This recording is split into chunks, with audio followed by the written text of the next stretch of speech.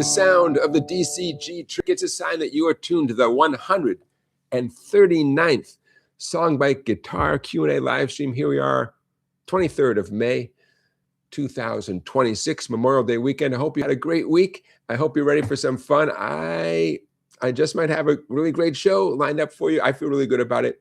I want to say a few hellos to those of you who are jumping into the chat right away. Randy, Joseph, hello. Barry, Jazz, William, beginner guitar lessons, Matt Delahunt. Hey, everybody, how are you guys? Where to even begin? For those of you who stick around to the end of the show, I'm going to have a surprise bonus play along at the end. Just something it's pretty random, but stick around. Besides that, we have two play along songs, including a brand new song from Paul McCartney. Those of you who saw him Saturday night on Saturday Night Live, he did a bunch of great music, including this acoustic song that we're going to do tonight from his new album. So stick around for that, plus another play-along song, plus a third play-along song at the end. What else do we have going on? We're going to talk about prison. I have a prison metaphor for you. We're going to talk about something I'm calling the Blue Moon Workout. Famous classic chord progression that, if you know the song Blue Moon from many decades ago, it relates to that song. But it's what we do with a chord progression that I think is going to give you a great workout. I don't have a great name for this other weekly teaching feature, WTF, but it is, I'm calling it the 251 for you. It's a 251 chord exercise, and I'm doing it for you. Get it? 251 for you. Maybe you guys would suggest a better title once you see what it is. But, and then we have a third WTF, a third weekly teaching feature, harmonizing major scales. That's going to be a hard one. So for those of you who are looking for an extra challenge, that weekly teaching feature, harmonizing major scales, is going to be a good workout for your left hand especially. A few segments that I call Tough Love, few things that I want to get off my chest that I think we all need to hear. So I'm going to share those with you during tonight's show. You will need a capo for all of our songs tonight. No, for two of the three play-along songs, you need a capo. So grab a capo. What else? In town, we have a few people coming through town this week. Yeah, it's going to be a great show. Let's get right down to it, okay? Hey, Charles is checking in. Hey, Charles. Let's get right into learning stuff. Okay. The first weekly teaching feature is the one I'm calling 251 for you. Let's just do this thing. And this one has special meaning to me because I think it could turn into something. I'll tell you more in a second. Here it comes, the weekly teaching feature I'm calling 251 for you. And please help me come up with a better name for this. Okay. What you're about to do. Hey, Barry, thanks for your super chat. Barry, haven't even done anything yet. But I appreciate your faith that something good is going to happen in our, what I like to call a weapon of mass instruction. That's what we're doing here. Richard is checking into the chat. Hey, Richard. Okay, so what you're about to do, let's talk about your fretting hand. You're about to take a D chord, but we're going to call it a D formation. And you're gonna play that D chord eventually. But before that, you're going to move that D chord to three unique places.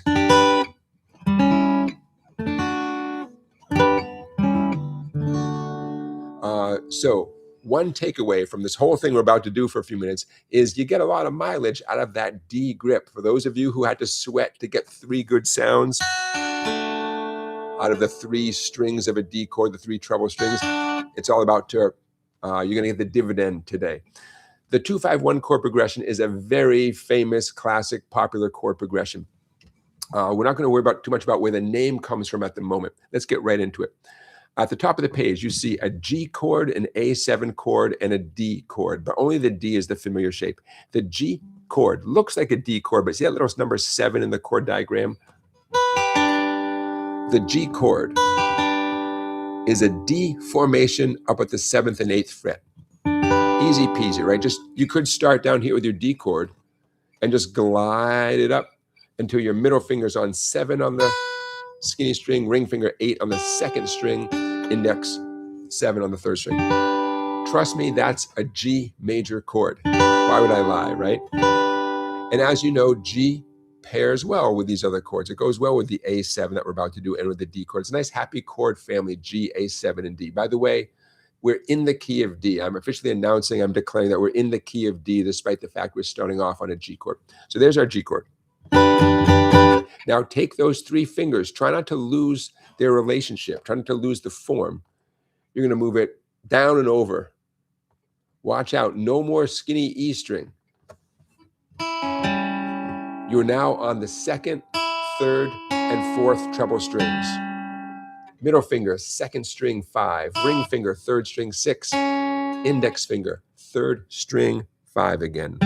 5, 6, 5. It feels like a D chord, but maybe you've never played it on these 3 strings. Well, guess what you get? You get an A7 chord. Without doing too much work, right? It still feels like a D chord. A7 has built-in tension, and that tension is resolved best by a D major chord, and that's your final stop, okay? So take a minute and just enjoy the efficient beauty of this chord's progression.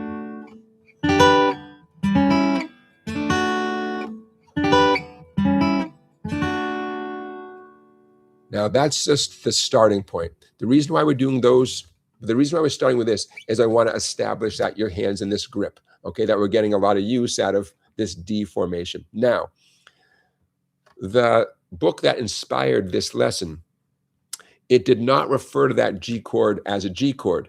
It referred to it as 3 of the 4 notes of an E minor 7 chord. And that's really what I want to get to.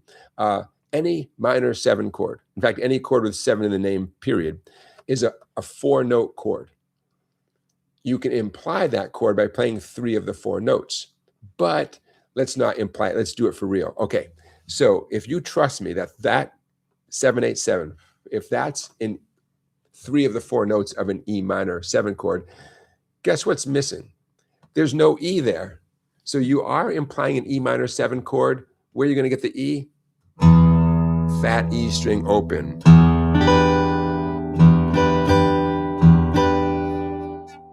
Okay, so we found the root note, and we found it possibly the easiest possible sound you could make on the guitar, the open 6th string.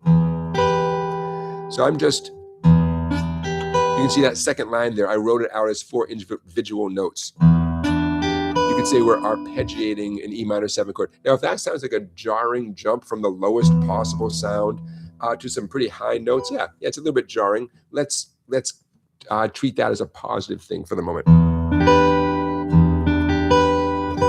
Okay, the A7, 5, 6, 5, remember that one? Okay, that also is implying an A7 chord. I didn't tell you that before, but it's implying it. It's missing, coincidentally, it's missing the note A. Well, where can we get the A? Check it out, the open A string. It was hiding in plain sight the whole time. So please do include the open A string. You guys know where I am? The second measure of line 2.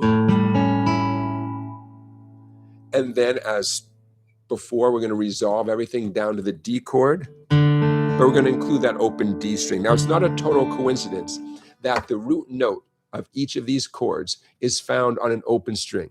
This is, there's a method to my madness. So at the moment, we're treating this as an interesting exercise, which also happens to be a very useful chord progression, the 2-5-1 chord progression. In this case, E minor 7 to A7 to D. I'm going to stop talking for a minute and just do it.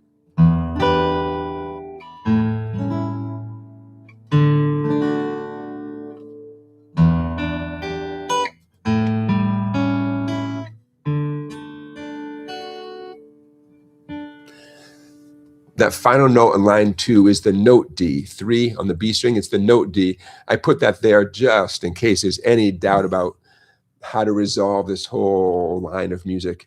There's the note D. Okay, 2-5-1 chord progression in the key of D. Now, are we done? No. In fact, it bugs me that the bottom half of the page is blank. It kills me, you guys. No, if you know one thing about me, besides my obsession with doing the G chord with the middle ring and pinky, it's hey man, there's 50% wasted space in that paper. here's why this has a lot of meaning to me. I had never played E minor 7 in this way before. And I definitely hadn't paired it with that A7 and continued on to the D. So this is a little bit new for me. You know what I want to do when I find something new? I want to write a song with it. So I think some of us, one of us, all of us should write a song with those chords, E minor 7 to A7 to D. Now here's where I'm at so far. You know when you get to that D chord at the end,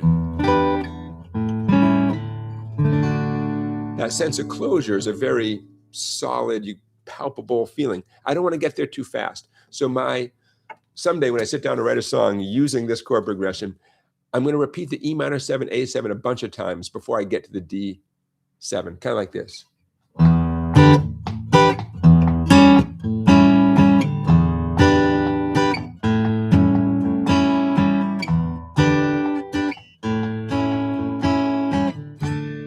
And then eventually get to the D, right? You know, I want to keep the listener, I want to keep everything, that little bit of tension, literally a little bit of musical tension before I resolve to the D. And in fact, I'm going to be very careful when I resolve to the D because it sounds a little cute, you know, for better, for worse. It sounds a little cute when the whole thing gets to the D chord. Maybe I don't want to sound too cute. Hey, a bunch of people are checking into the chat. Hello, CLS. Hello, RB. Hello, Ryan. Thanks for checking in, everybody. You guys know I love when you guys identify where you're checking in from. So far, we're hearing from Colorado, New Jersey, Oklahoma, Florida, Texas. Love hearing you guys are checking in from. So I think that's just a very hip chord progression. I've never written a song with that kind of sound. By the way, I'm turned on by the sustain of the open E string. I mean, it's nice to have that humming. I mean, maybe I'll stay on each of these chords for a long time, right? I call that the Proud Mary effect, where John Fogerty is on his D chord.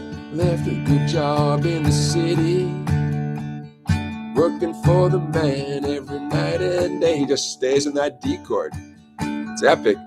Never lost. So if John Fogerty can write a song that stays on the D chord for this many measures, big wheel, before he finally goes on to the A. If he can do it, then we should all take a lesson from his playbook. So maybe stay in that E minor 7 for quite a while before finally going to the A7 and then stay there for quite a while. I don't know. This is what goes through my mind. Okay, so there you go. A 2-5-1 chord progression in the key of D. We're taking advantage of the familiarity of that D major grip, right? We're taking advantage of the open strings, you know, to provide the root note, right? You guys good with that, right? In each case, the open string is right there waiting for us. It's like a freebie. Keep in mind, even though it feels a little bit like cheating to just smack the open string and say, well, there's the root note, our listeners, our beloved audience, to them, it just sounds like music, right? They don't know like how easy it is to hit the open E string, right? They don't care. They're enjoying the sounds you're making. Okay, that is our first weekly teaching feature of the night. That PDF that you're looking at right there, that will soon be available to you on my website, song-bike.com. Don't be shy. Become a member of the website and get access to so many PDFs. Lots and lots and lots. RB is checking in from, RB, are you in the England? You're across the pond. Let us know. Be specific. I know you've told us before. Sometimes I remember where folks are checking in from, and sometimes I don't. Yeah. Okay. That's our first weekly teaching feature. Hey, before I forget, happy birthday to Bob Dylan tomorrow. Bob Dylan turning 85 years old tomorrow. We're not going to do a Bob Dylan play along song this week. We did one. We've done them in the past, and we'll certainly do lots of Bob Dylan play along songs in the future. But nevertheless, tomorrow's his birthday. Happy birthday, Bob. I forgot to check to see if he's playing a show on his birthday. So if you don't mind, humor me for a second, you guys. I am kind of curious. And apparently he's not on tour at the moment. His next tour starts in Oregon, June 4th. Man, he's playing all over He's playing all over, man. If you are interested in seeing Bob Dylan, he's all over. So apparently he's not on tour right now. Happy birthday, Bob. And we'll certainly do some Bob Dylan play-along songs in the future. Tonight's 3 play-along songs just happen to not be Bob Dylan songs. Hey, RB is encouraging you to like this live stream, and I will too. Thanks, RB. RB is checking in from Sarajevo. Yeah, man, that is across the pond. Excellent. I know you're staying up late. I appreciate that. Okay, so I want to say happy birthday to Bob. Hey, here's something that directly relates. How about if we do this little tough love segment, and then we'll get right into one of our play-along songs. Not the surprise one at the end, not the Paul McCartney one, another one. Before we get to that, here's the first tough love segment of the night. You got to keep up. You got to do whatever it takes to keep up. The theme here is keeping up. What do I mean by that? When someone calls out a tune, someone puts a tune on the screen, you know, your teacher hands you a tune, the goal is not to play perfectly. The goal is to hang in there, to make the chord change to the best of your ability, even if you have to stop strumming for a second. To do the strum pattern to the best of your ability, to hang in there. I want you to imagine yourself, you know, in a race, and maybe in this one particular race, there's a great runner, and maybe for 1 mile of the race, you're going to try to keep up with that runner. Maybe you're not going to do the whole marathon, right? I realize that when I pick tunes for us to do as the play-along songs, I try to pick tunes that are relatively easy. As easy as I can find, basically. Anytime I find a tune that's really easy, it almost always goes on the list. But that doesn't mean they're easy for everybody, and it doesn't mean they're all equal, right? But nevertheless, speaking as one teacher, if I put a song up on the screen, the goal is to keep up with what's going on. Again, I'm not saying play perfectly, but to understand what's going on, to realize, okay, there's a D chord coming up. And my guess is that with a little bit of practice, many of you will be able to keep up with a song, say in terms of playing along with the original recording a week from now, a month from now. And I think that's a very healthy attitude and goal, and it's also a healthy expectation on the part of the teacher. Like, hey, look, this tune's not too hard. You got to try to keep up. With the understanding, yeah, there's going to be things that go wrong along the way, but the song is easy enough that you can you can hang in there, you can do it. And depending on the exact song, some of you might find the song to be kind of easy, and this is not aimed at you folks. But some of you might say, hey, look, man, I understand what you're saying, but I'm not there with that song yet, and I get it, but I want you to keep that in mind and demand that of yourself. Like, you know what? I might not play it perfectly, but I'm going to hang in there. I'm going to keep up with what's going on. Okay? So that's my little pep talk. And hopefully that's a good introduction to our first play-along song of the night. Okay, there you go. Why did this song pop into my head? The first play-along song of the night, the song that I expect will get us demonetized, or revenue sharing, as they say. J.D. Souther, You're Only Lonely. Why is this song in my mind? It's a great example of a classic strum, basically a rumba kind of strum. It's a beautiful tune. Number 1 record, number 1 song for J.D. Souther, and capo at the 2nd fret, okay? So I'm going to try to stop talking for a second and just give you a taste of what the goal is going to be, and then we'll talk a little bit more about it. I'm just going to repeat the intro a few times. I'm gonna go slowly. Here I go.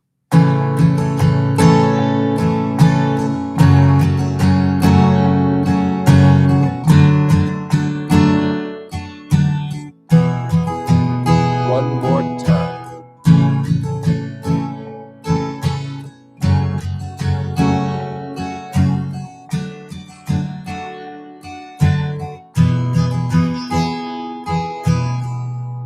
Okay, so at the moment, let's call this the Your Only Lonely Strum. As a recovering drummer, I think of it as a rumba beat, a rumba pattern. Okay, so for some of you, this is going to be the absolute #1 challenge of this song, being super consistent with this pattern, because that is essentially all your right hand needs to do to keep up with this song. So what is the strum? Before we get to the downs and ups in the rhythm, hold the pick so loosely. Please hold the pick as loosely as you can. If it starts to swivel and pivot out of your grip, I understand. If you drop it, I understand. But as loose as possible. Keep your arm and wrist as loose as possible. And under no circumstances should you feel obligated to strum lots of strings. Okay, now. Down, down, up, down, up, down, up, down, up. I'm going to mute the strings. Down, down, up, down, up, down, up, down, up, down, da, da, da, da, da, da. Down, down, up, down, up, down, up, down, up, da, da, da, da, da, da. The downs and ups are very, very important. It's what makes it hard, and it's also what makes it really appealing to the listener. So what are you going to do? Down, down, up, down, up, down, up, down, up. Down, down, up, down, up. It's that little flick of the wrist.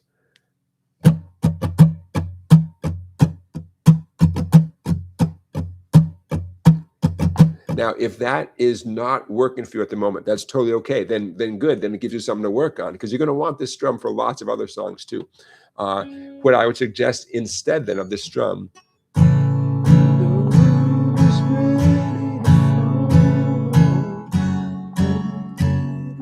4 simple down strums. Every time you see a chord name, 4 simple down strums. You know, so the intro would be 4 G's and 4 E minors and 4 C's. Okay, that way you can keep up, right? That's the goal. That's the theme of the night. Okay, so for the right hand, you're going to do one of those. Let's call it 1 unit. 1 unit is da. Bum, ba, bum, bum, bum, bum, bum, bum. That's 1 unit.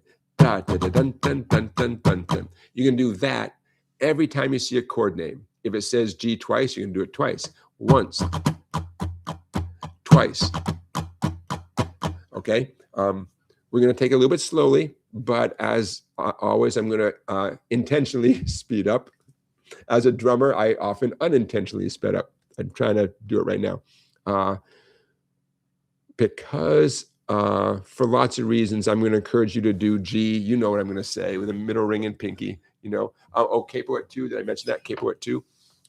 We're playing the song as if it's in the key of G. Thanks to the capo, it sounds like the key of A. The song is in the key of A. What we're trying to dodge, what I'm trying to dodge, is any bar chords. All those E minors you see right there, they would be F sharp minor if we didn't use the capo. So I'm just trying to dodge those, because this is a play along. This isn't, you know, necessarily trying to nail everything exactly like the recording. Okay, what else can I tell you? The thing in the brackets, you know, you can see a couple lines down, the G, E minor, C, D thing in brackets. That is, I put that in brackets because I want you to see how it's this recurring chord progression, this G, E minor, C, D. It's the same chord progression throughout the song. In fact, there's never, the whole song is G, E minor, C, D, right? Sometimes you spend more or less time on a chord, but nevertheless, I believe every G is followed by E minor. Every E minor is followed by C. Those things in the brackets are essentially instrumental sections. By the way, this song is so tastefully recorded. J.D. Souther is credited as the producer. He's got a great team of musicians playing in this track.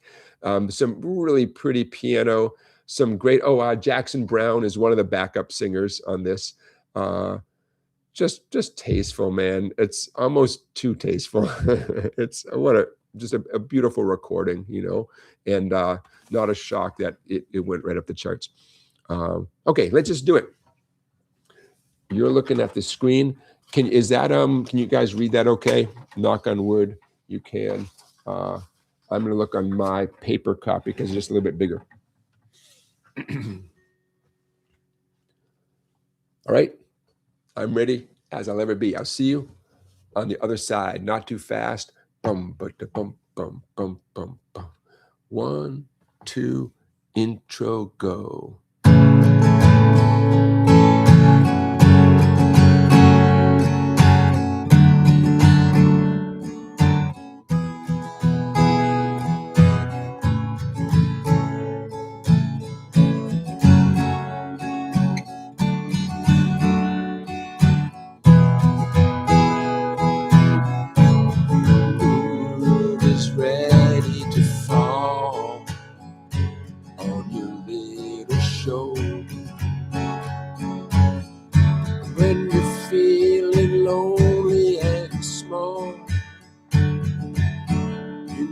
Somebody there to hold you.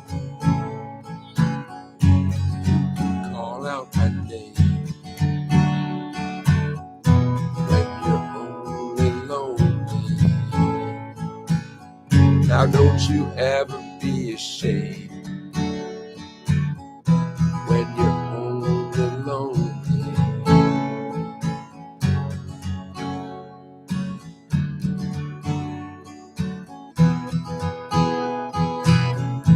When you need somebody around on the nights that try you. Remember, I was there when you were a queen. I'll be the last one there beside you, so you can call out my name when you're only lonely. Now don't you ever be ashamed when you're only lonely.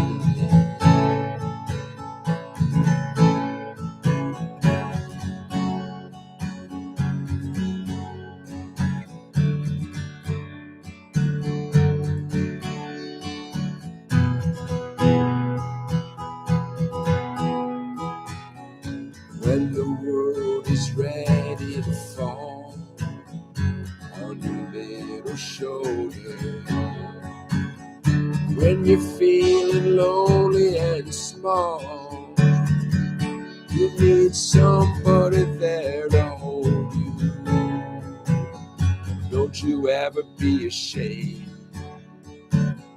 when you're only lonely. You can call out my name when you're only lonely.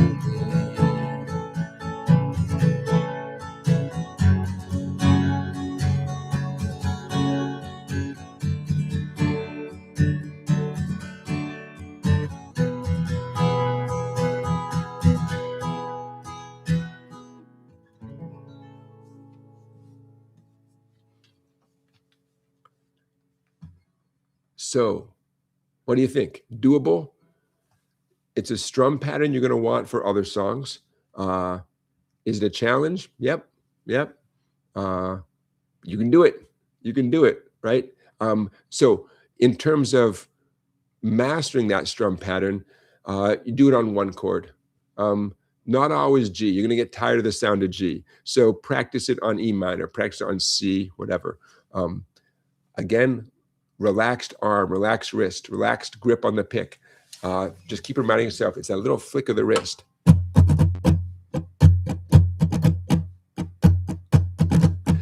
Do not think too hard about how many strings or even which strings you're strumming. In a way, the fewer strings, the better.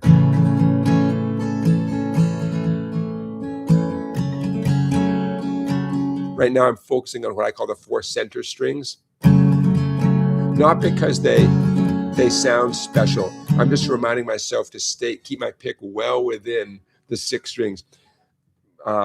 Anyone who's going way beyond the sound hole, you'll never get fast or smooth enough, and that can be tricky. Fine motor skills as opposed to big, broad brushstrokes.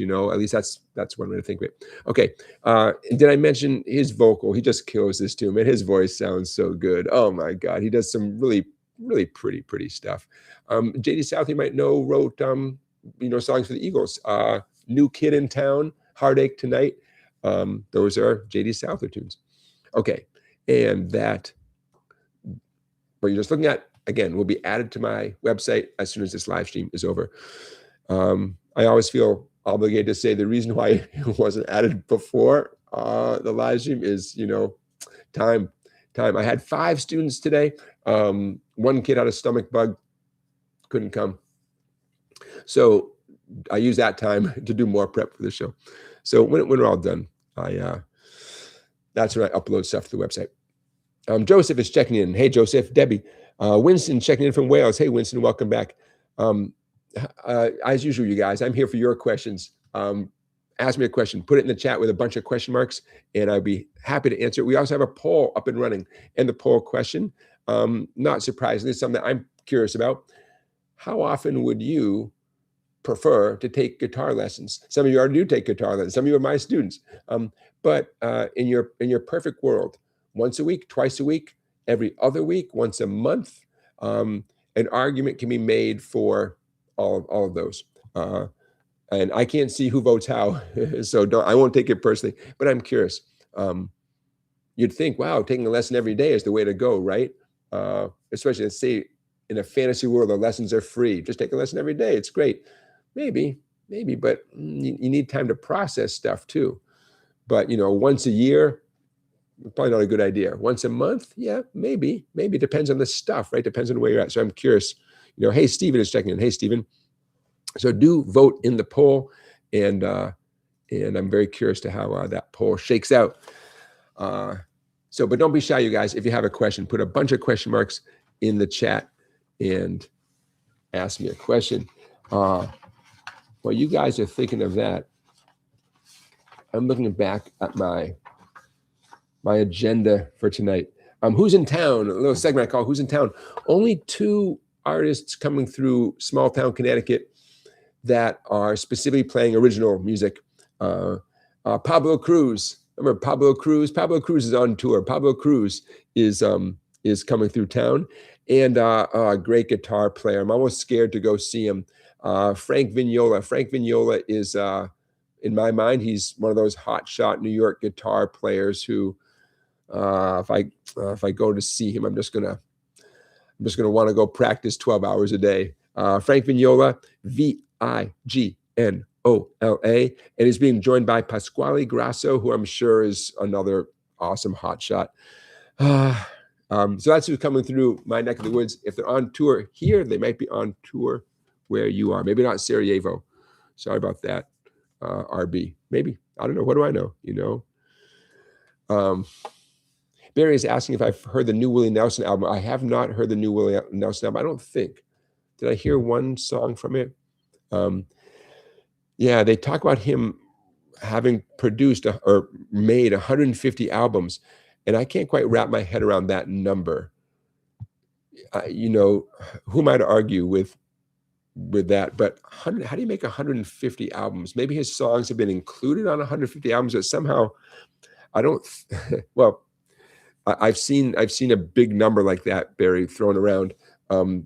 Is Willie Nelson certainly? You know what? Who cares what I think? The guy is an absolute one of a kind. 93 years old, and you're reminding me that he has a new album out, and I would love to check it out.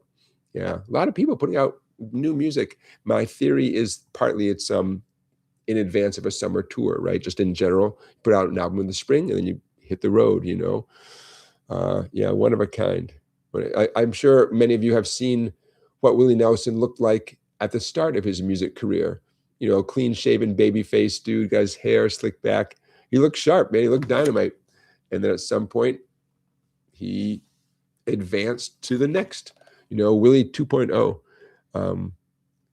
Willie Nelson, when I went to college, my major was American Studies. So what I like think about the way Willie Nelson combined audiences.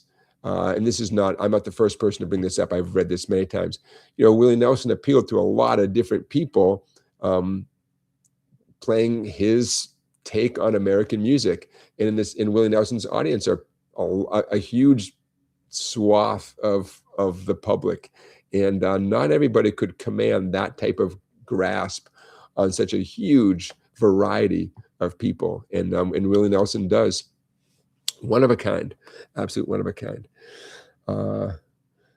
So yeah.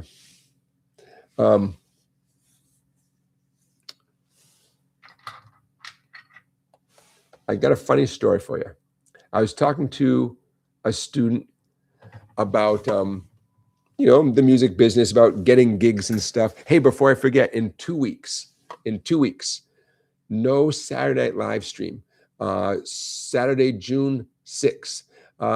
Clay and I are playing another gig, and knock on wood, we'll live stream it. So you'll be able to watch it. I think it has a 7 p.m. start time. So it would be an hour and 20 minutes later than it is right now. But you'll be able to watch it on YouTube. So no live stream in 2 weeks, Saturday, June 6th. But please do tune in. We'll play from probably 7 to 9 in that ballpark. Bunch of original tunes and a bunch of cover tunes. So I was talking with a student of mine about the music business and gigs and all that kind of stuff. And he told a hilarious story, which I love so much. He has an adult son, happens to live in Berlin, Germany. And his son is a keyboard player and auditioned, or set up an audition with a band. Happened to be a band in Berlin, Germany, but happened to be a band from Senegal, I think. I'm doing African music from Senegal. So he shows up for the audition, and the English is not going so great, but they could speak French. It turned out French was a good way to communicate. So they communicate in French, and he auditions for the band, and he passed the audition. He's in the band, and the band is still together to this day. And in the description of this video, I will put a link to this band playing live. Okay, now why is this an interesting story? He gets home from the audition, and the next morning he gets a phone call that says, "Where were you, man? We were waiting for you. Why didn't you come to the audition? We were waiting for you." He says, "What do you mean? I auditioned. I'm in the band." He'd gone to the wrong audition. And I don't know if the band even was doing audition. The bottom line is he auditioned for the wrong band, got accepted, plays with the band to this day, and never made it to the original band he was trying to audition for. Go figure. So in the description of this live stream, I'll put a link. The band is called Tillaboo, Tillaboo, based out of Germany. And the video I'm going to share, the YouTube video, it does show a guy playing keyboard. I'm not sure if it's this guy, but let's just assume it is. The reason I'm not sure is because the video is from 10 years ago, and I don't know if this story goes back that far. I don't know. It's a great story. Things work out the way they're supposed to work out. That is my music business story of the night. Go figure. I have a metaphor for you. And let me run this past you, and then we'll get to another weekly teaching feature. A prison metaphor. I want you to picture yourself digging out of prison, right? You're digging a tunnel with a spoon, and you're on your way out of prison. And it's pretty important to keep digging that tunnel with that spoon, right? Nothing more important than getting out of prison. But the second most important thing is to have some sort of guiding philosophy, some understanding of what you're going to do when you're out of prison, some way of looking at life, some way to, how did I put it here? Where are we here? Prison metaphor. Some concept of what it even means to be out of prison. Now you've got a lot of time to think about this because you're digging with a spoon, right? In this story. But it is important to have a plan, not just an escape plan, but now that you're out of prison, who are you and what are you going to do and what does it all mean, right? Okay, so how this relates to this live stream is the division between the physical stuff that we all do, right? Trying to play that certain chord, trying to get to the next chord in time, trying to learn a strum pattern, trying to play your scales faster, the physical stuff, right? And there's no way around it, just like there's no way around digging the tunnel if you want to get out of prison. And yet, you got to attach meaning to this stuff, right? Why are you learning a pentatonic scale? Why does the bar chord matter? Why is it, what's so important about getting from, oh, here's a good one, playing G with your middle ring and pinky?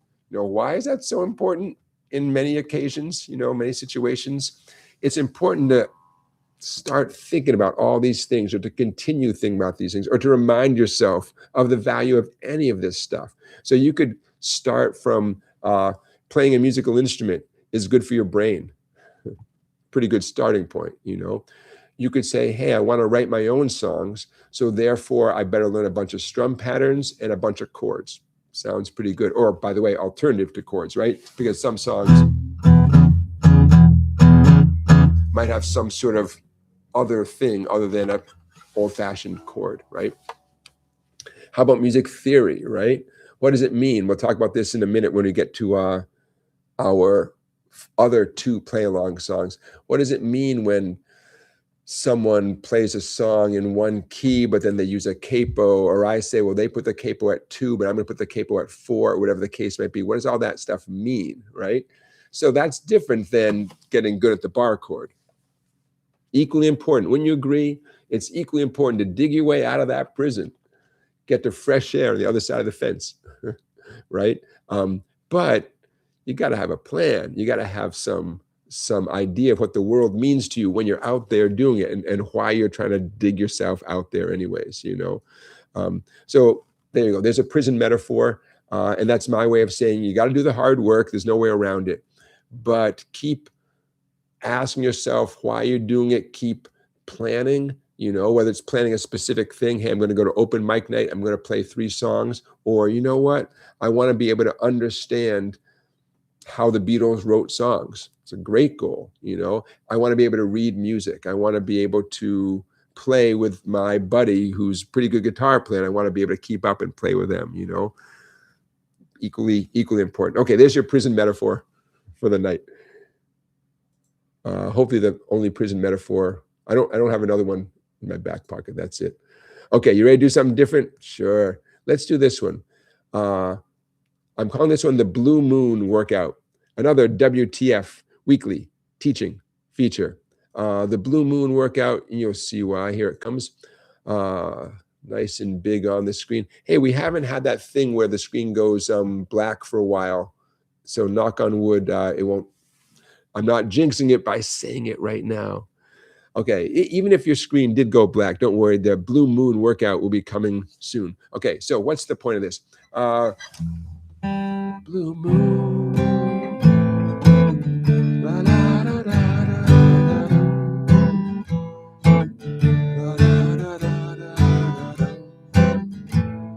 da, da. Right, we've all heard this. That chord progression.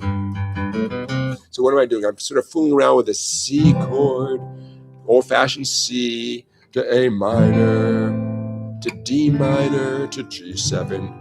I'm not playing those chords at the very top of the page, those diagrams. At the moment, I'm just playing old-fashioned because I want to get this chord progression in your mind. So me personally, when I hear this chord progression, Blue Moon is the first tune that comes to mind. Blue Moon, by the way, even though it does rely on this chord progression, there's a little bit more to it than just this chord progression. But my friend Johnny Bergen calls those ice cream changes. And I'm not sure if he or I ever knew why, but sort of like 1950s, sitting in the ice cream parlor. I don't know, ice cream changes. It's a great name. I don't get it exactly, but yeah, some people might call those ice cream changes. And now, yeah, you can do that too. Okay, so the lesson is not that easy, C, A minor, D minor, G7. It's not that, but I want to get that sound in your head. Okay, now let's get to the lesson. That highlighted box that says index only, root note bass line. That is what we're doing right now. Okay, the 3 to the 5 to the other 5 to the other 3. Please take a minute and play with me, would you? With your index finger, because we're going to turn these into chords in a second. But no matter what we do, your index finger's going to be doing this to A, to D, to G, do, do, do, do, do. If this seems easy, it should. Notice how you're forming a nice little box there. 3 to 5 to 5 to 3. You know, if you had left big dark fingerprints on those notes, there'd be a fingerprint on the 3 and the 3 on the 2 bass strings and a 5 and the 5. Nice little box. Okay. Hey, Joseph, thank you for your super chat. I appreciate that. Super chat is how you can support this. It's that $ in the chat, down at the bottom of the chat. Hey, don't forget, another way to support what we're doing is just buy yourself something from Sweetwater, but use the affiliate link that's in the description of every one of these live streams. You don't pay any more. They send a little bit of their profit to live stream to SongBike. And I know you guys have been doing it because Sweetwater sends me that little bit every once in a while, and I appreciate that. And I'm sure Sweetwater does too. Okay, now, it's really important to orient yourself with your index finger this way. Notice I use that word specifically. I know it's easy to play it, but you want to orient yourself to moving in that pattern, those specific strings and those frets, because what we're about to do is a lot easier if you remember this index finger only root note bass line. So you get how root note, you're playing the note C, that sort of represents the C chord, then the note A, that represents the A minor, and so on. D represent the D minor, and the G for the G7. Okay, by the way, there's, it's possible that's what the bass player would be doing while you and I do the bottom line of this page. Okay, now here's where it gets tricky. A jazz player would not play the old-fashioned C, A minor, D. It's too folky, cowboy chords, right? A jazz player is going to take the concept of a C major chord, and they're going to play C major 7 instead. Ooh, weird, right? Okay, so take a minute. The index on the 3, just like you've been doing, 3 on the 5th string, that's the note C. I'm using my middle 4 on the G string, and my ring 5 on the B string.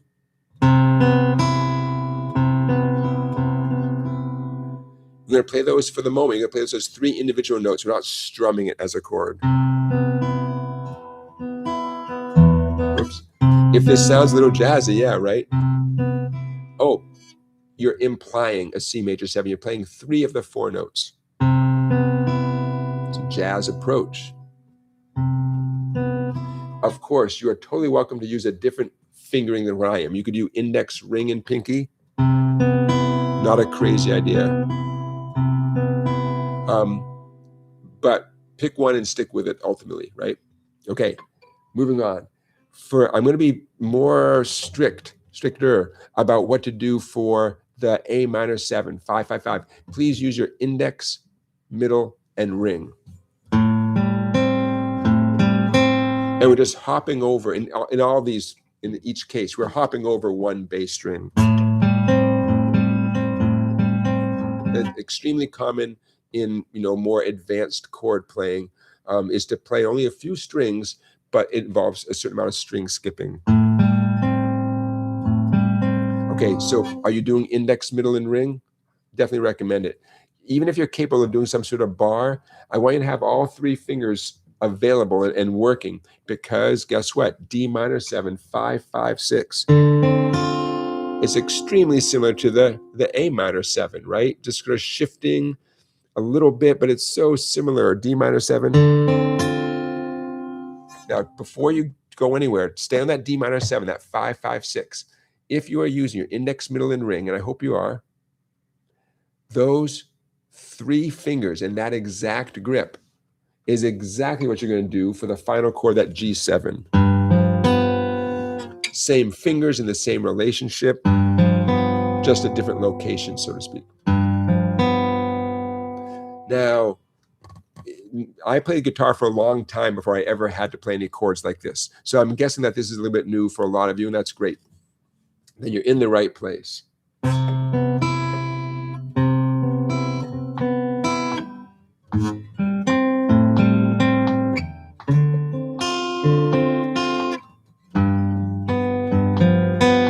It just happens I'm repeating each one of these twice. I'm playing double what it says right there. I'm going to do it again. I'm going to play each one twice. 3, 4, 5, 3, 4, 5, 5, 5, 5, 5, 5, 5, just for the fun of it. I didn't write it twice because I would have had to squeeze them tight. I would have had to write smaller. I like to make things legible. I'm going to lean into the first note. Because why? Because that's the root note. And I don't want you or the listener to lose track of. I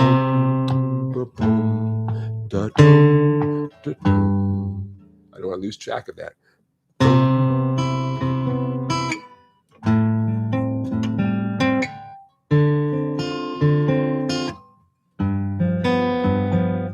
Notice I'm stealing a look at my left hand. You got it, right? You can't, I don't expect myself to play it perfectly without looking at both hands. I don't expect you to. It's all right.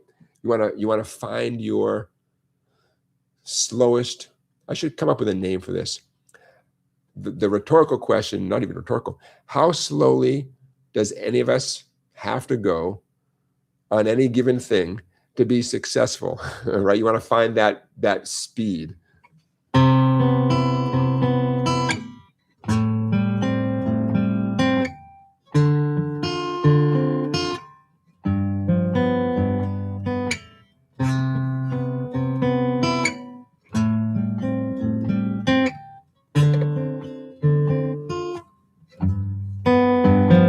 Why am I doing each one of them twice with that little rhythmic thing? At the moment, I just think it sounds pretty. It appeals to me, It's not exactly what I wrote. I wrote each one once. I'm doing them twice. Why not? The exact way you strum them is totally up to you. I do 100% recommend hitting the root note first, right? I wouldn't do any of these backwards. 5, 4, 3, 5, 4, 3. I mean, you get a lot of bang for your buck by hitting that bass note first, Okay, so for you songwriters out there, there you go. I'll show you a different strumming thing in a second. But for you songwriters, we're taking a classic chord progression, but we're doing essentially the jazz version of it, or certainly a jazzier version of it, right? The order of these chords is super significant. This is a 1, 6, 2, 5 chord progression. That's significant. They sound great specifically in this order. Ooh, there we go. Let me make this smaller so you can see the bottom of the page. Okay. All right. We're doing a 1, 6, 2, 5 chord progression, and we'll talk about that in a second. But classic chord progression with a jazzy, we're harmonizing it in a way that gives it a jazzy sort of sophistication. How long you spend on each chord, that is totally up to you. You don't have to do equal time on each chord, and you don't have to do a short or long time. You spend a lot of time on C major 7, a very quick time on A minor 7, and so on, but the order is ultimately important. Okay, we'll get to the music theory at the bottom of the page in a second. In terms of strumming, just then I was arpeggiating the chords because that's what I wrote right there, right? You could strum just what's there. See at the top of the screen, you got those chord diagrams. You could strum. It relies on you being lazy. What? What do you mean relies on you being lazy? You got to lean your pointer finger, the pointer finger that's on the root note, lean it over to intentionally dampen the string right under it, the string right next to it. Then you can strum. In fact, my index finger is also dampening the skinny first string. But I call it being lazy because think of how hard you worked back in the day to arch your fingers so you wouldn't dampen out any strings. Well, guess what? Now is the time you can, dampen out strings intentionally. I always joke, when you dampen out strings as a beginner, you're a beginner. When you dampen out strings intentionally later, hey, you're an advanced guitar player. Same dampening, go figure.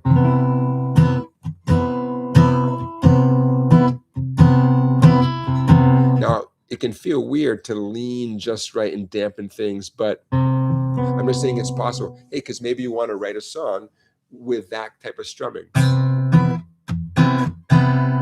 Here's the A minor 7. Here's the D minor. And then the G7. That's much different than, right? Two different songs. There you go. Hey, the super chats are coming in. You guys are being so generous, and I appreciate that. Thank you, Chaz, and thank you, Joseph. I appreciate that. Goes to the Sharpie fund. Actually, you know what? I've been blowing through ink and paper recently. So Staples assures me I have $16 in rewards. So I ought to be able to go there and get $16 worth of paper, right? You never, if you read the fine print, sometimes there's things that they don't let you apply your rewards to. But thank you guys, I appreciate that. Okay, final thing before we move on, the music theory behind this.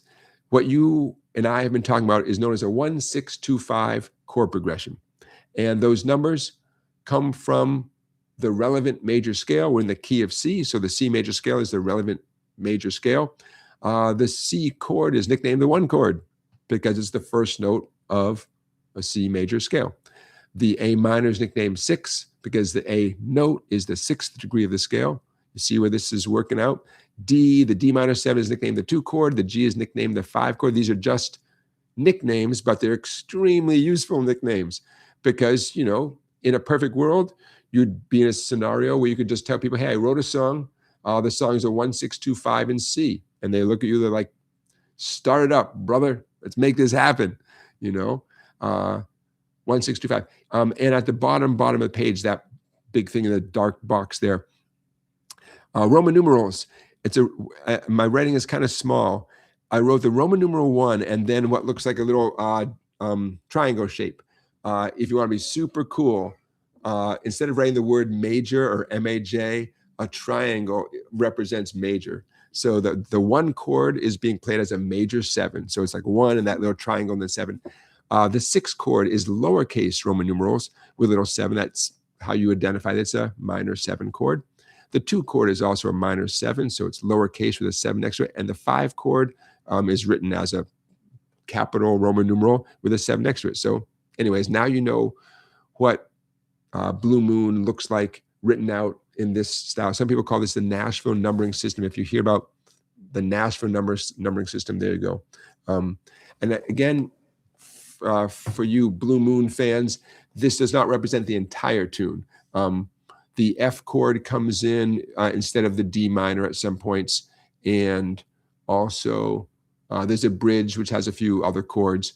And I'm not even sure if Blue Moon is done in the key of C, and there's a million versions of it, so I don't know. But I appreciate your patience. Hey, Stephen, thank you for your super chat. I appreciate that too. Thank you, guys. Thank you. Okay, so how do you feel? Some of you are like, hey, I just like playing the cowboy chords, C, A minor, D minor, G7. I'm good just doing that, and that's great. But I wanted to give you a little bit of a workout for your fretting hand. I've taken to describing things as foreign, not difficult. So that C major 7, that 3-4-5 C major 7, that's a perfect example, right? It's not the hardest thing you'll ever do that you ever have done, but you may have never done anything like that C major 7 chord, you know? So at the moment, it's foreign. But that's different than something that is just objectively, scientifically hard, you know? In my opinion, it's just foreign. It's new. That's all. Until it's not. All this stuff is new until it's not, right? All right, excellent. Hey, let's check in with our poll results. The poll question of the night is a simple one. How often would you want guitar lessons? What's the ideal for you? And let's see, at the moment, once a week is in the lead, 59%. For some of you, twice a week, you know, that's where your head is at, 23%. Like, give me twice a week, man. I'm down. Every other week, 14% say every other week, and 5% say once a month. Yeah, once a month is tricky, you know. Then again, hey, you know, you do what you can. Time, travel, finances. There's a lot of reasons why some people might say once a month is like, that works for me. I get it. I get it. Every once in a while, I have a parent want to sign their kid up for lessons, and they'll inquire about doing 2 lessons a week, which is, financially, it's a windfall for me. It's like as if I got 2 new students. It's twice a week is tricky. I've only had a few students. I've been teaching since 1992, and I've only had a few students in my life who want to do twice a week, or who, not that they don't want to, but I've only had a few students who end up doing 2 lessons a week. It's a big commitment. Once a week is good. But hey, a lot of people tell me every other week just makes sense based on travel. They want time to practice. That's the number one thing I hear. I hear people say, you give me a bunch of stuff, man. I got to go and practice it. I'll see you in 2 weeks. I get it. In general, I teach weekly lessons, but I certainly have received requests from people to do every other week. I get it. All right. If you guys are good with that Blue Moon workout, I'm good with it. I'm just looking to see what you guys are talking about in the chat. Yeah, man, when the chat goes quiet, I have a feeling you guys are working on stuff. All right. Hey, new Paul McCartney. Let's do it. The second of 3 play-along songs. And this one posed a little bit of an issue for me. And I'll tell you how ultimately I resolved the issue. There we go. And from Paul McCartney's new album, very pretty tune called Boom, Boom, Days We Left Behind. There you go. Grab a capo, put it on the 4th fret. If your screen goes black, don't worry. It's coming. Grab a capo, put it at the 4th fret. I'll make this quick. This is not how Paul McCartney plays the song. It's the smartest way for me to teach it to you. So Paul McCartney's on Saturday Night Live, and I watch him play. Very enjoyable last Saturday. And I've also heard the song just on my phone prior, the studio version. And without a doubt, the song's in the key of B. B as in baseball. I watched Paul McCartney play it, and he's playing a C chord. Lots and lots of C chords and chords that pair well with C, C's, F's, G's, and so on. Like, wait a minute. So I double check and I watch the video, I watch his hands. I'm squinting like, dang it, but it's the key I can hear. I mean, guess what? Paul McCartney loosened all his guitar strings. So from fat to skinny, E flat, A flat, D flat, G flat, B flat, E flat. He loosened all his guitar strings a half step like he did in the song yesterday. And maybe other songs too. It's his right. Why not? He did that on the Saturday Night Live performance for sure. And since it sounded the same as the studio performance, I assumed he did it the same way in the studio.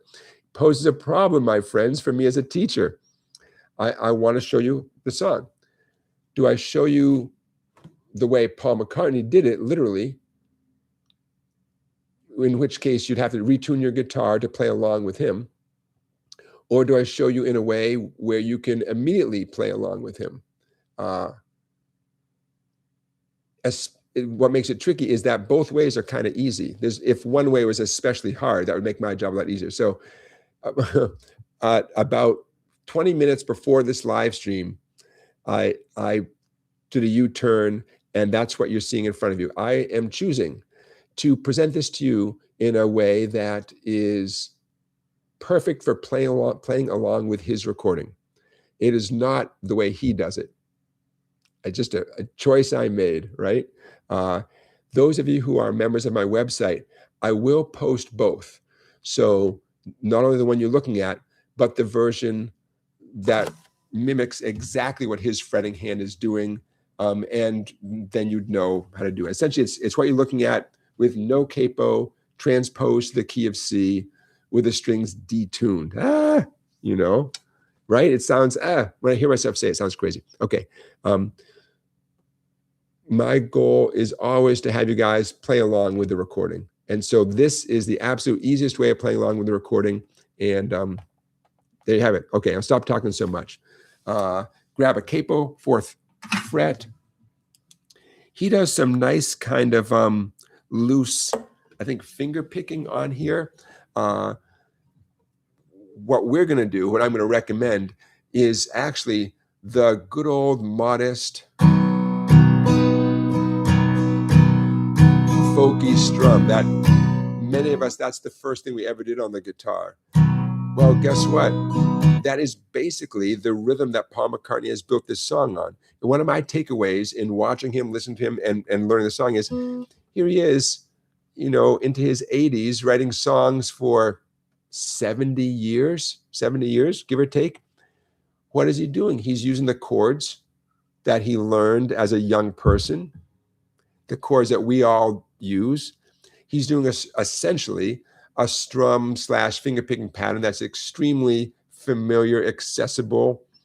I don't know. There's something kind of poignant and touching about that, you know. He's not reinventing the guitar, you know. Okay, so despite the fact that I think he is doing a little light, kind of loose finger picking, I'm going to recommend this strum with a pick because it gets you right into the rhythm of the song and it fits the song perfectly. And essentially what we're going to do is the strumming version of what he's finger picking, essentially. Looking back at white and black, reminders of my past. That's the vibe of the tune. That's even just about the speed of the tune.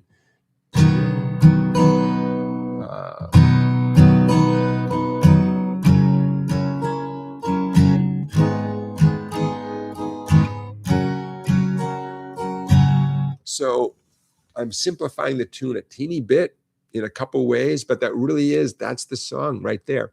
Okay, so in terms of strumming, that's what we're going to stick with, that strum pattern right there. In terms of the chords, now that we have the capo on at the 4th fret, D7, you guys okay with a D7? Every once in a while, I come across a student who's a little vague on the D7. I call it the upside down D. Ring finger, skinny string, 2nd fret, index finger, 2nd string, 1st fret, middle finger, 3rd string, 2nd fret, D7. Avoid the 2 bass strings, especially the 6th string. What else? This song has B minor, sorry. But by playing it like this with a capo on, we're avoiding F. So, you know, B minor shows up in the bridge. It shows up those 2 times. We met at Forthland Road and wrote a secret code, never be spoken. B minor. At the moment, unless you have your own personal way of doing it, I'm going to recommend index finger, 1st string, 2nd fret, middle finger, 2nd string, 3rd fret, pinky, 3rd string, 4th fret, ring finger, 4th string, 4th fret. And then you avoid the 2 fat strings.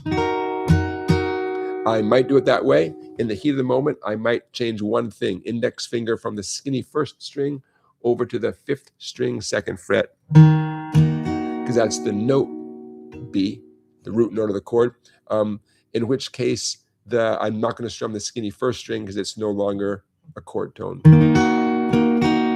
Okay, what else can I tell you?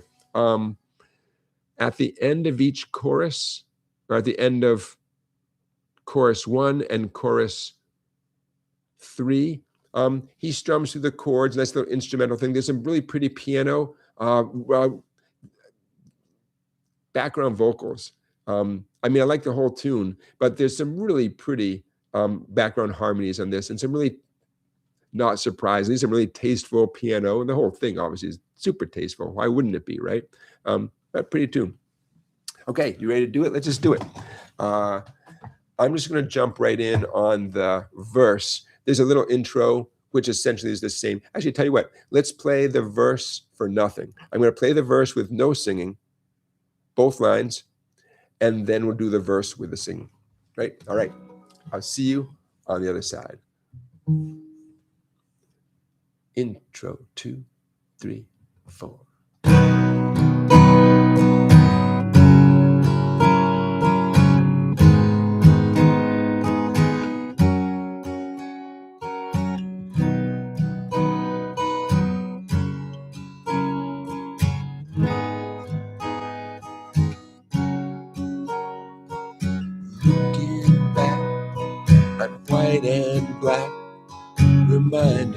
memories of my past, smoky bars and cheap guitars, but nothing built to last.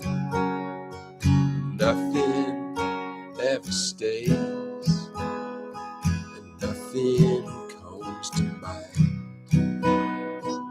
No one can erase the days we left behind.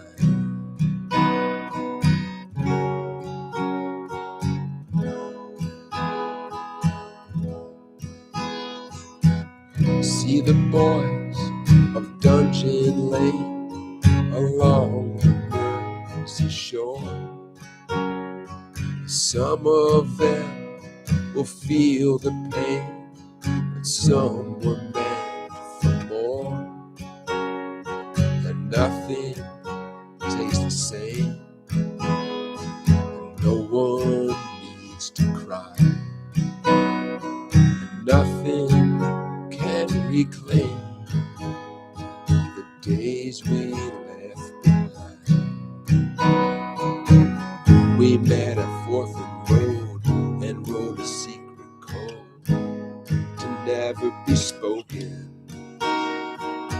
I stand by what I said, the promises I made will never be broken, and nothing stays the same, and nothing comes to mind, and no one can erase the days we left behind.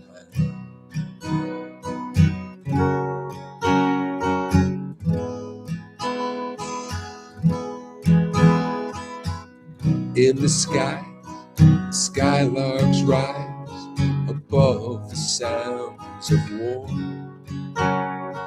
Since that day, I knew they'd stay with me forevermore.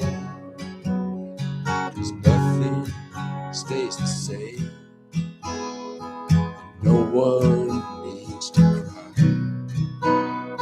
and no one is to blame for the days we left behind, the days we left behind.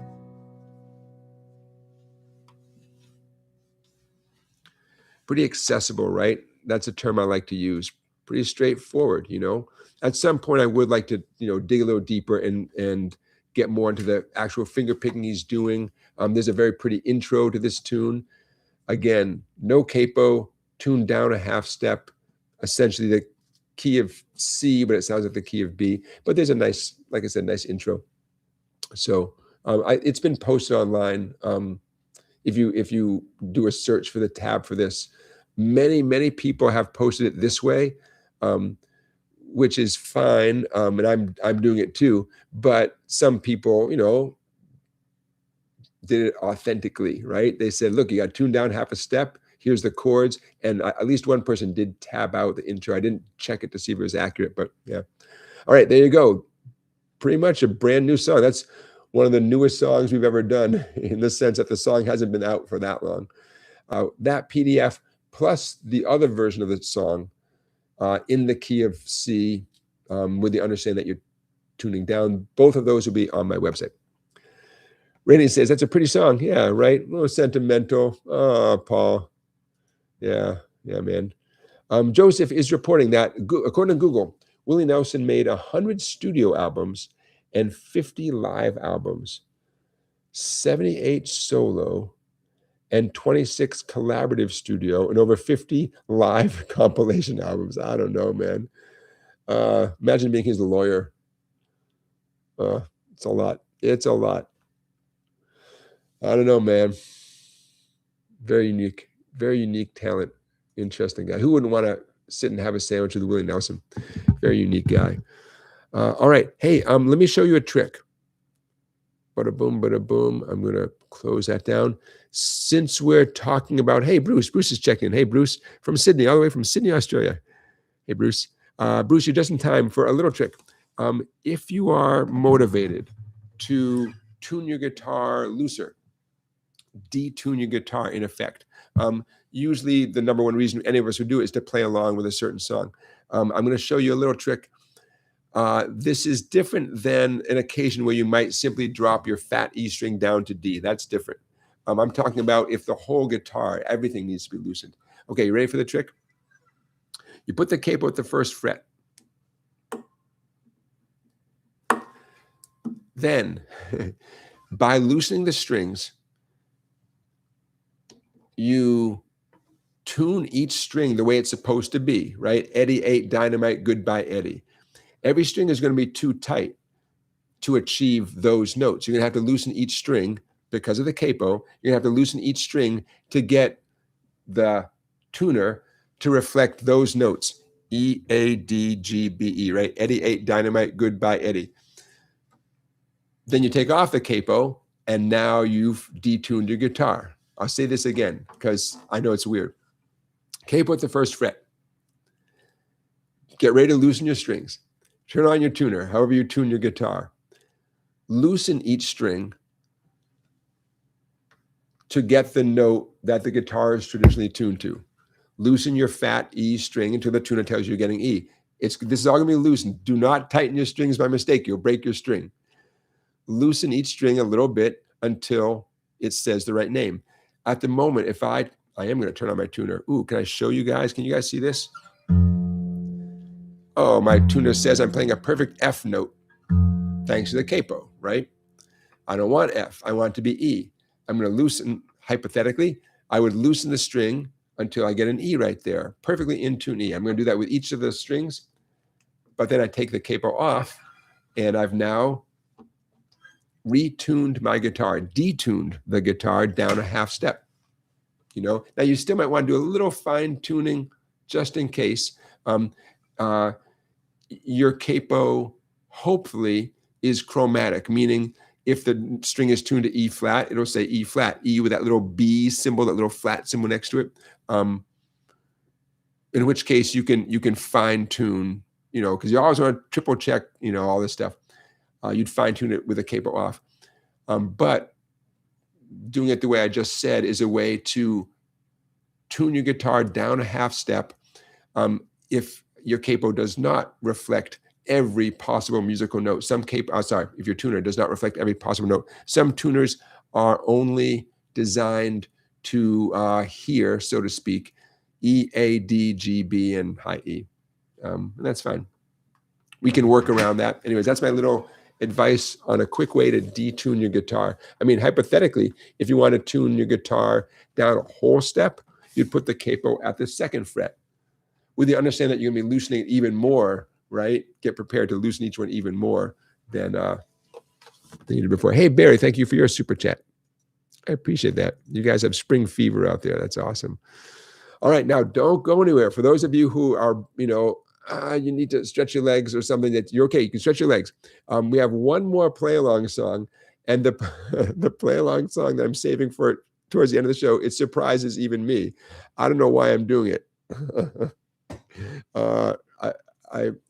Hey, you know what? Life is full of change, and I guess I'm changing. But we're gonna do one more play-along song, and I thought I didn't like this song.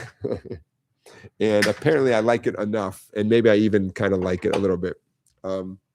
So stick around. If that doesn't whet your appetite, I don't know what else to do. But we are going to do one more play along song, and I think you might get a kick out of it. I'm just checking off my agenda, you guys. Checking out who's in town to that. Hey, you guys, I'm sure you know I have an Instagram page. I have a Facebook page. I might appreciate it if you follow me.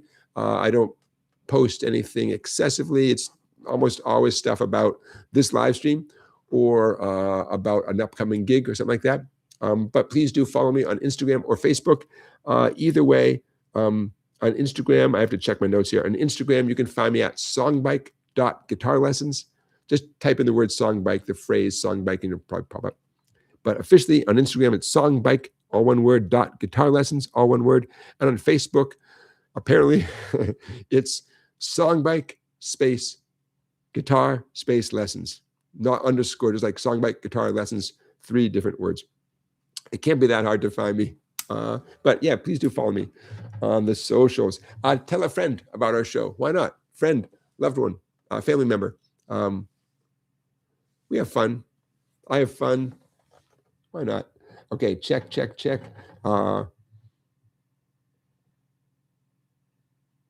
Okay.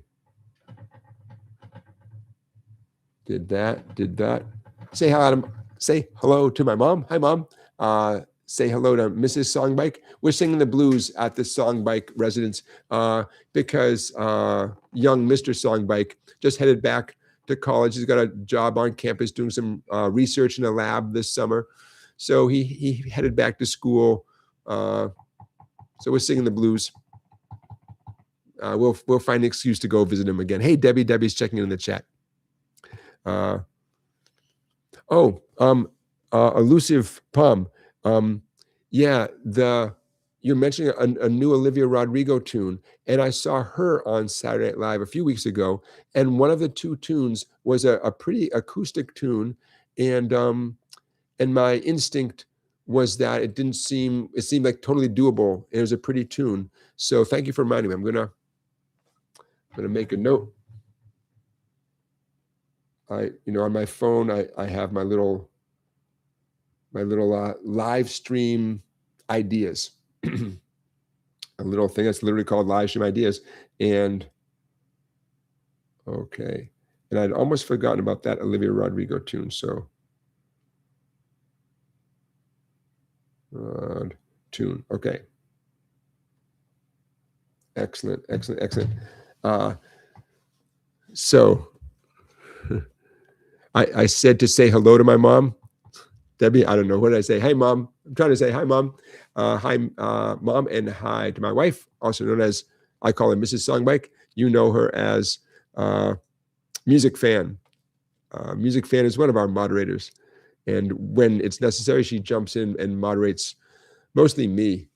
You guys don't need any help. I'm the one who sometimes needs some kind of help. Go figure. All right. Checking off things here. You know what's dropped off? All those dumb things that those offers I would get. I would call the segment, should I sell out? I'm not getting those offers anymore. Like selling, I don't know, fabric softener or bottled water or whatever. I'm just not getting those offers anymore. I'm almost hurt. So that's why you haven't heard me do that segment of should I sell out? Go figure. All right. How about if we do the hard thing? One more weekly teaching feature. We've done 2 weekly teaching features tonight. Here's the hard one. But I've broken it down so that, knock on wood, it'll be understandable. Okay. What do we have going on here? We have the harmonized major scale. The harmonized major scale is that sounds kind of innocent, like, oh, we're just taking a scale, we're playing nice little harmony notes. I'm calling it the harmonized major scale because the book that inspired this, that's what they called it. But there's more to it. There's more to it than that. What we're really doing is a series of 8 chords. And the 8 chords follow, in this case, surprise, surprise, this C major scale. Everybody loves the C major scale. That's what this challenge is following. E, D, E, F, G, A, B, C is because the 3 chords have extremely similar fingering, and 2 chords, they have extremely similar fretting hand fingering. So I want to group them together because if you can play the first chord, you can play the next 2, Okay, so at the heart of this is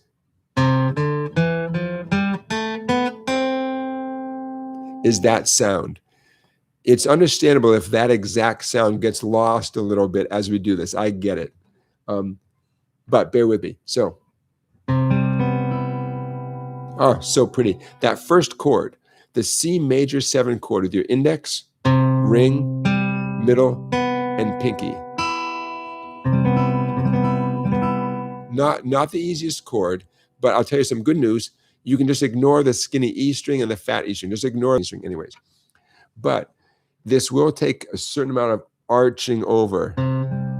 Oh, by the way, if the index finger touches any other strings beyond the 5th string, 3rd fret, doesn't matter. Oh, I'm not barring. I don't want anyone to think I'm barring. My index finger is arched over the strings, but at the same time, it's okay if your index finger touches any string, because the middle ring and pinky are taking care of business down there. Index finger 3 on the A string. Ring finger 5 on the D string. Now, so far, there's a little power chord, right? Middle finger 4 on the G string. Pinky 5 on the E string. Now, even if you're great at that chord, take a minute and shake out your hand, because I could already feel that little tension creeping in. C major 7. So yeah, we're harmonizing the note C. We're harmonizing it with 3 other notes from the C major scale, with the net result being a C major 7 chord. The reason why I wrote the F major 7 second in the sequence, same chord. In fact, some of you might even find this easier because the frets are closer, 8, 10, 9, 10. Same fingers in the same relationship as the C major 7. In fact, one cool goal, forget the whole page for a second, simply going from C major 7 up to F major 7.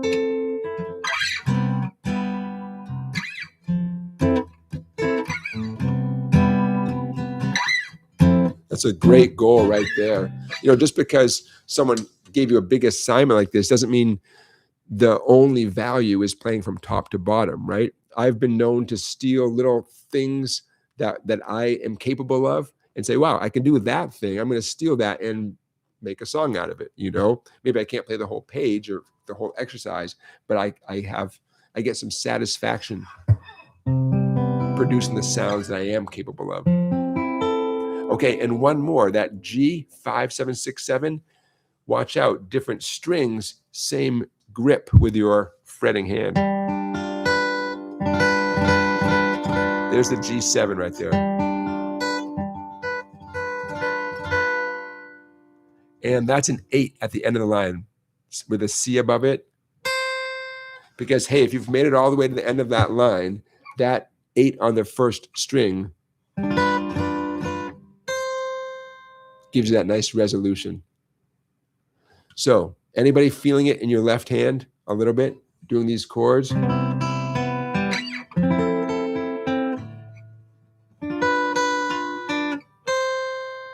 By the way, if that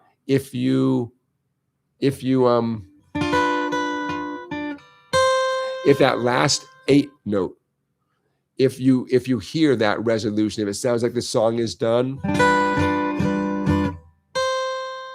then you got a good ear. You know, I'm not surprised that you hear that. But good on you, you know. Hey, Debbie. Debbie says, have to run. Thank you. Thanks for being here, Debbie. You can catch up with this later, you know. Yeah, Joseph is saying it seems a little out of sync. Yeah, I don't know. When I see myself in my little thumbnail, I'm 1 second behind. I don't know what's going on. But as long as you guys can hear me and you can see the page, that's the main thing, you know. Okay, so that top line alone is a pretty good workout. So for those of you who are looking for a fretting hand challenge, just a pure challenge, there you go, right there, you know. For those of you, I always, you know, hope that some of you are out there making your own music. Yeah, write a song using those chords. You don't have to go in that order. In this particular case, C major 7, F major 7, and G. You can shake up the order there. In this particular case, you're allowed to, you know.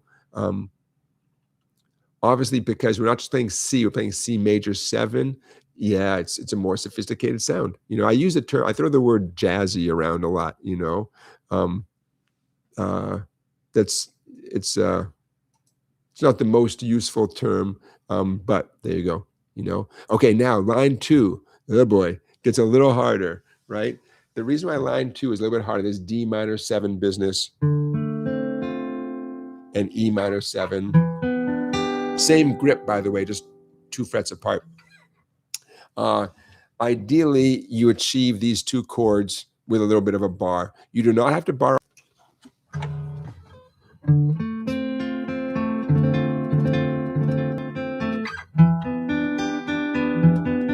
So a challenge either way with these two chords. I know. Let's put this back on the screen again. Come on back here. Come on back. You can't. the computer couldn't handle, the internet couldn't handle the harmonized major scale. The internet is like, bro, we've been at this for an hour and a half now, bro. Why did you save this for the end of the live stream? I get it. I know. So are these bar chords? Yeah, I mean, technically they are. Let me put an idea in your head. And this is not an excuse. In fact, it's a cool challenge in another way. I'm going to focus on that D minor 7. Whether you can do it as a bar chord or not, I'm going to challenge you to separately play them as 4 completely individual notes like this. I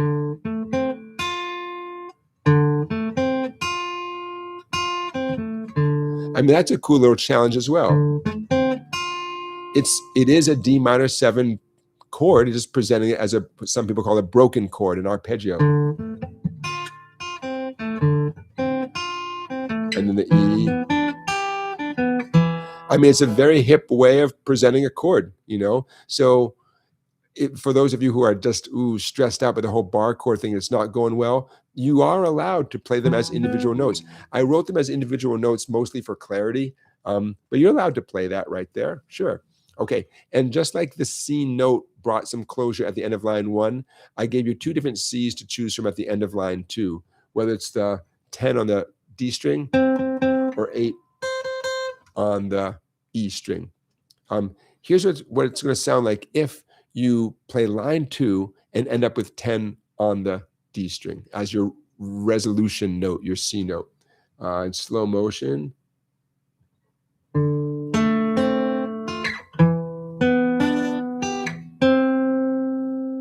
I'll do it again.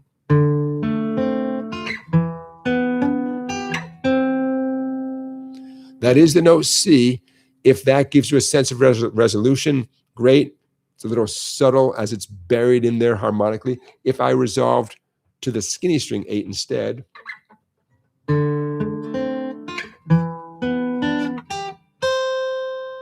kind of a cute little ending. Okay, last but not least, line 3. Okay, I'm not going to lie. Line 3 is a tricky one, mostly because of that first chord. I know you can't see my left hand too well.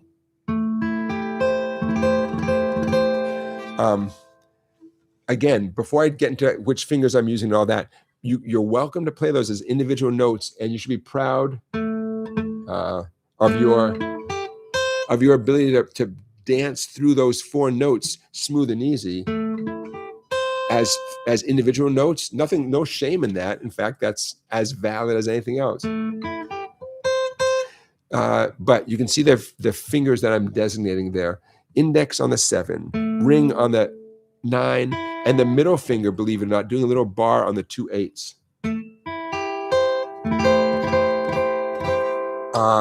I've been doing this chord a long time, so it's not 100% comfortable, but I made my peace with this chord grip a long time ago. Of all the chords on the page, that is, I'm guessing, the most foreign, weirdest one for everybody else, because it is a weird chord. Okay, let's move past it. This B minor 7 flat 5 sounds like something you'd like concoct in a laboratory, right? The B minor 7 flat 5. Start with your ring finger, just making a little bar on the 3 treble strings 10, and then your index can grab the 9. You know, a weird chord. It's an appropriate chord, but it's just a weird chord. Not the most common chord for pop songwriters to throw in. By the way, according to the Nashville numbering system, that would be known as the 7 chord, right? And the 7 chord, especially as it's written there, shows up way more in jazz and that type of composition than in popular music.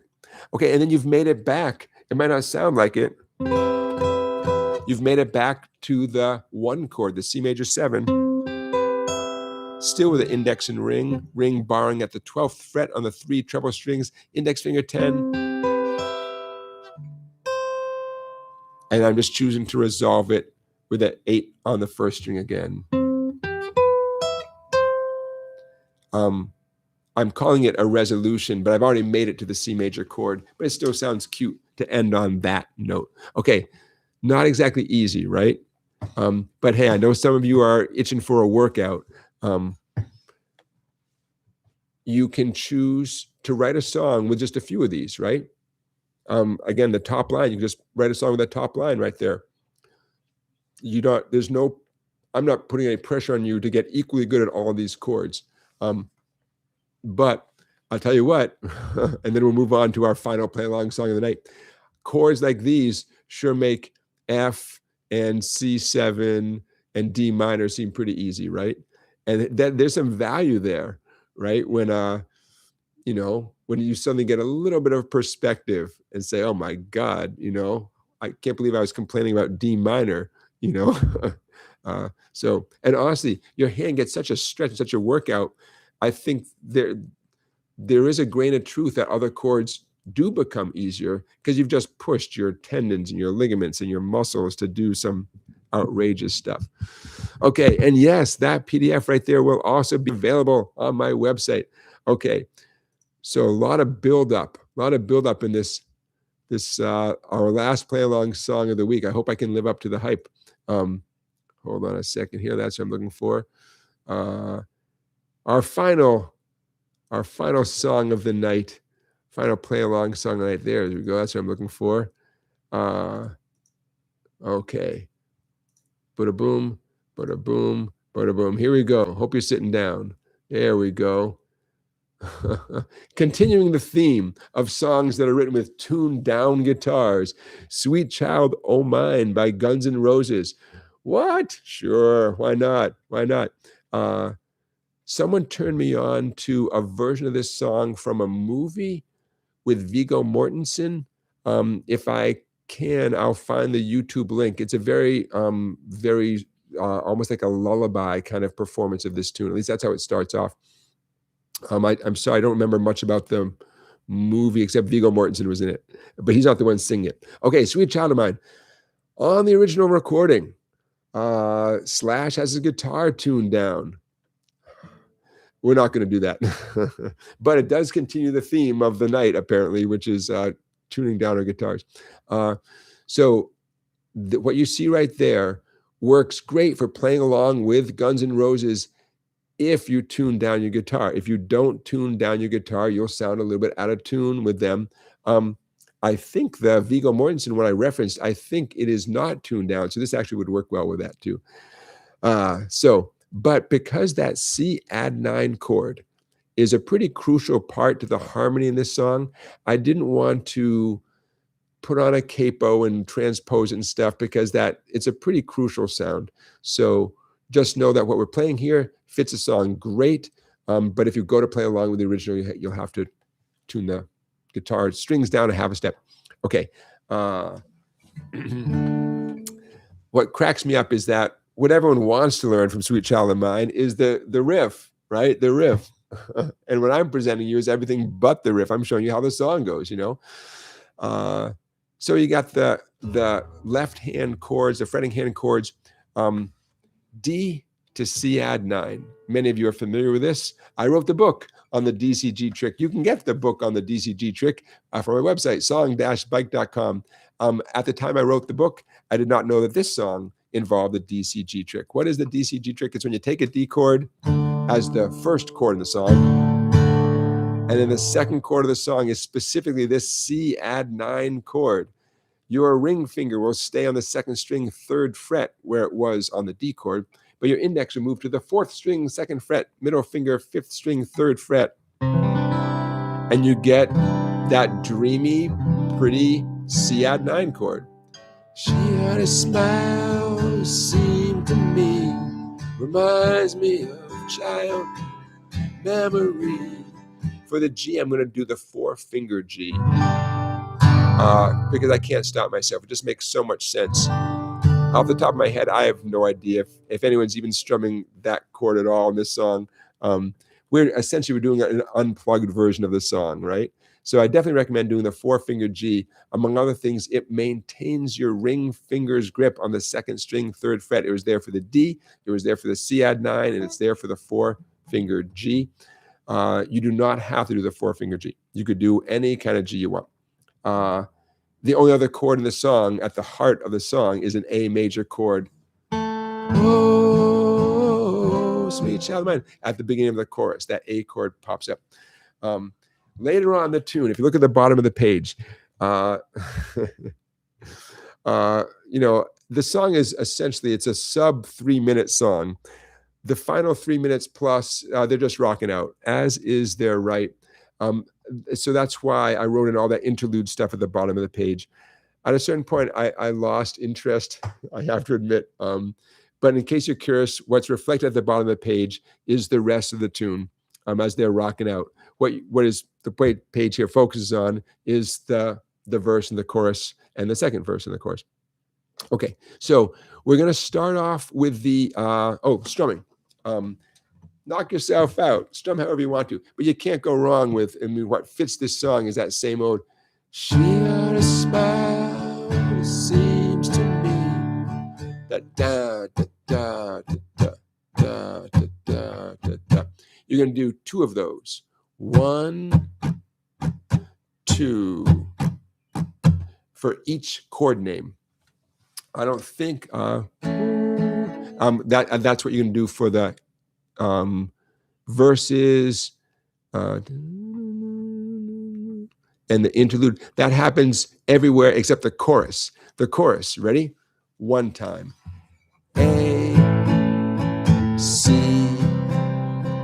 D, and then D again. That's why it's written twice. Okay? So let's do the intro 1 time through. Verse, chorus. The interlude 1 time through. See where it says interlude in the middle of the page? Do that 1 time through. The next verse and chorus. And then how about the interlude 1 time to wrap it up? We're not going to get into the whole rocking out part at the end. I like the tune. At the moment, I like the tune that much. I don't know. I've said too much already. Let's do it. Your challenge is grabbing that C add 9. Some of you have never done that before. Tonight's the night. Very, very useful chord change. D to C add 9 to the 4-finger G. For those of you who are great at it already, then here's your chance to show off, All right. You good with a strum? 2 of those patterns. Da, da, da, da, da, da, da, da, da, da. For the intro and the interlude and the verses, the only time you go to 1 of those patterns is for the chorus. 1 time per chord name. Okay, let's do it. Intro. I'll see you on the other side. 1, 2, 3, 4.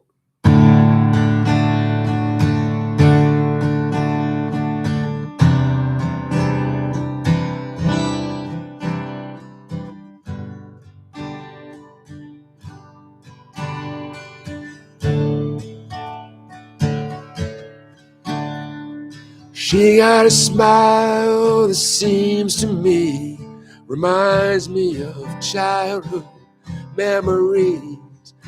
Everything was as fresh as a bright blue sky. Now and then when I see her face, she takes me away from that special place. If I stayed too long, I'd probably break down and cry. Oh, sweet child of mine. Oh, sweet child of mine. Interlude.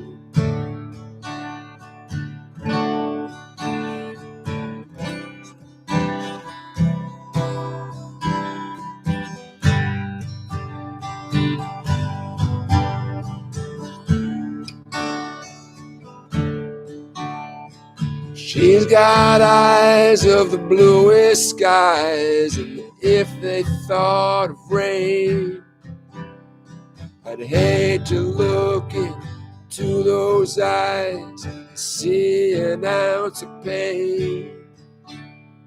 Her hair reminds me of a warm, safe place where as a child I'd hide and pray for the thunder and the rain to quietly pass me by. Oh, sweet child of mine. Oh, sweet child of mine.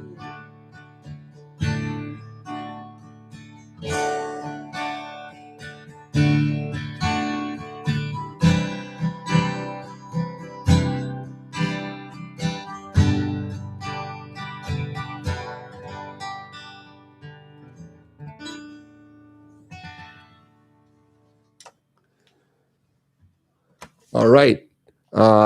Pretty tune, right? It's a pretty tune.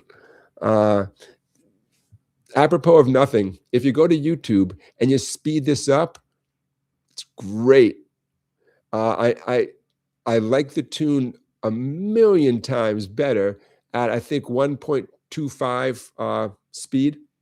Oh, it becomes this kind of punky tune.